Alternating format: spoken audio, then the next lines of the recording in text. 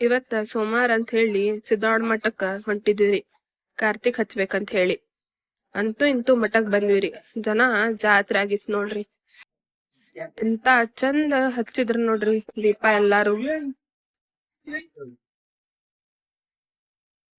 ನಾವು ಕಾರ್ತಿಕ್ ಹಚ್ಚಿದ್ವಿರಿ.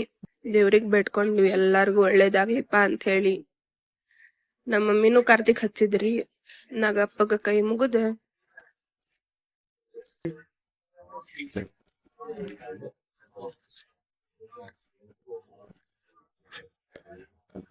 ಮಂಗಳಾರತಿ ಮುಗಿಸ್ಕೊಂಡ್ ಆ ಜಾತ್ರೆ ದರ್ಶನಕ್ಕಂತ ಹೇಳಿ ಪಾಳೆ ಹಚ್ಚಿದ್ವಿರಿ.